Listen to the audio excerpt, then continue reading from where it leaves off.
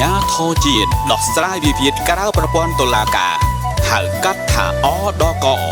គឺជាក្តីសង្ឃឹមថ្មីរបស់បងប្អូនប្រជាពលរដ្ឋយើងមានវិវាទមានបញ្ហាគឺមានអដក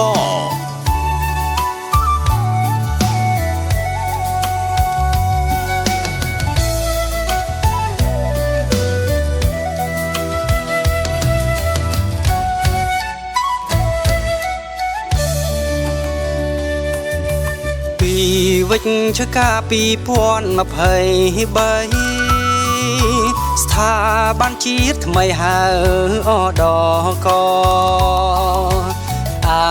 ញាធរជាតិរាសាតក្រោមការគាំទ្រសម្ដេចធិបតីជាសង្ឃឹមដោះស្រាយវិវាទជនប្រុសស្រីក្រៅប្រព័ន្ធតុលាការថ្ងៃនេះជាថ្ងៃប្រកាសដោយសន្តិសុខក្នុងវិទ្យាការដែលពលជាដោះស្រាយពីការប្រព័ន្ធតុលាការហើយការអនុវត្តនិងរដ្ឋបាលខេត្តពោធិ៍សាត់ដែលរៀបចំនៅទីចុងផ្នែកខាងលើអនុប្រធានកាយវិការក្នុងពលរដ្ឋអតីតក្រុមជំនាញក្នុងនិងកិច្ចសហប្រតិបត្តិការរវាងគូភាគីសម្រាប់លើកកម្ពស់គុណភាពប្រសិទ្ធភាពនិងភាពឆាប់រហ័សនៃការដោះស្រាយវិវាទតាមរយៈការសម្របសម្រួលសាសនាក្រៅប្រព័ន្ធតុលាការនៅកម្ពុជាកម្មវិធីនេះមានការចូលរួមជាបរិយាកាសដ៏គួរឲ្យស្នាឯករាជ្យរដ្ឋទេសរិទ្ធរដ្ឋមន្ត្រីស្ដីទីក្រសួងពលរដ្ឋជារដ្ឋាភិបាលការអន្តរអំណាចរបស់ពួកឯករាជ្យរដ្ឋបព្វជិរដ្ឋមន្ត្រីរដ្ឋាភិបាលក្រសួងពលរដ្ឋជារដ្ឋាភិបាលអន្តរឯករាជ្យរដ្ឋទេសរិទ្ធរដ្ឋមន្ត្រីស្ដីទីក្រសួងពលរដ្ឋជារដ្ឋាភិបាលការអន្តរមានតែអញ្ជើញឡើងផ្នែកសម្រាប់ការថែទាំអារម្មណ៍អបអរគុណការចាត់អនុស្សាវរីយ៍របស់អន្តរទៅលើខ្លឹមសារ MOU ជាពិសេសអ្វីដែលយើងត្រូវធ្វើជាមួយគ្នាបន្ទាប់ពីចុះ MOU នេះតទៅហើយតើយើងគ្រប់គ្រងគ្នារបៀបម៉េចនៅក្នុងយន្តការនៃកិច្ចសន្និការក្នុងការផ្ដល់នូវសេវាសម្រុះសម្រួលសាវត្ថិជូនដល់ប្រជាពលរដ្ឋនៅមូលដ្ឋានកាត់ពោធិ៍សាត់របស់ជាតិនេះការបង្កើតអដកនេះគឺមិនមែនទៅជំនួសឬលុបបំបាត់នៅយន្តការដែលមានស្រាប់នោះទេយន្តការដែលមានស្រាប់នេះគឺបានន័យថា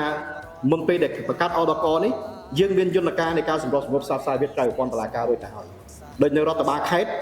នៅរដ្ឋបាលក្រុងស្រុកខណ្ឌគឺមានការិយាល័យសម្រុះសម្រួលផ្សព្វផ្សាយវិវាទនៅមូលដ្ឋានអញ្ចឹងបានន័យថាមុនបង្កើតអដកនេះយើងធ្វើការងារសម្រុះសម្រួលវិវាទក្រៅប្រព័ន្ធតុលាការរាល់ថ្ងៃនៅរដ្ឋបាលខេត្តរដ្ឋបាលក្រុងស្រុកខណ្ឌឃុំសង្កាត់អញ្ចឹងសួរថាពេលបង្កើតអដកនេះហើយថាតើការងារទាំងអស់នោះនឹងជំនួសដោយអដកឬមួយក៏នៅបន្តដំណើរការបន្តទៅទៀតអញ្ចឹងខ្ញុំសូមបញ្ជាក់ថាអដកនេះមិនទៅជំនួសហើយមិនទៅលុបបំបាត់នៅអ្វីដែលយើងកំពុងតែធ្វើរាល់ថ្ងៃនេះទេក៏ប៉ុន្តែវាទៅបំពេញបន្ថែមដើម្បីឲ្យអ្វីដែលយើងធ្វើរាល់ថ្ងៃនេះកាន់តែមានប្រសិទ្ធភាពអដកមានលក្ខណៈពិសេសមួយគឺកំណត់ហេតុដែលអដកចេញហើយមានតម្លៃដូចសាលក្រមស្ថាពររបស់តុលាការអញ្ចឹងបានន័យថាកាលណាព្រមព្រៀងគ្នាអស់ហើយផ្ដិតបេដៃមួយជើងអដកវាយថ្លាពោកហើយអាហ្នឹងគឺដូចសាលក្រមស្ថាពររបស់តុលាការហើយផ្អែកតាម MOU នេះអដកអាចផ្ដល់នូវសិទ្ធិអំណាចនេះដល់អស់លោកលោកស្រីបានផ្អែកតាម MOU នេះអញ្ចឹងខ្ញុំសូមបញ្ជាក់ដោយខ្លីខ្លឹមសារនៃ MOU គឺមានប៉ុណ្ណឹងមានការគាំទ្រ3ជាសំខាន់ហ្នឹងទី1គឺការផ្ដល់បច្ចេកទេសតាមរយៈការបណ្ដុះបណ្ដាលជំនាញបច្ចេកទេសដោយឥតគិតថ្លៃទី2គឺកិច្ចសហការនឹងបញ្ជូនឲ្យអដកដោះក៏បាន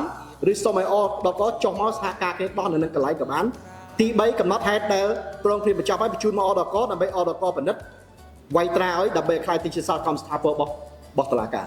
នេះគឺជាការគ្រប់គ្រង3ដែលអដកផ្ដល់ឲ្យតាមរយៈ MOU នេះ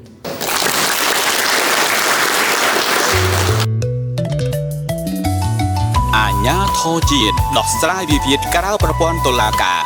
ហៅកាត់ថាអដកគឺជាក្តីសង្ឃឹមថ្មីរបស់បងប្អូនប្រជាពលរដ្ឋយើងមានវិវាទមានបញ្ហាគឺមានអដក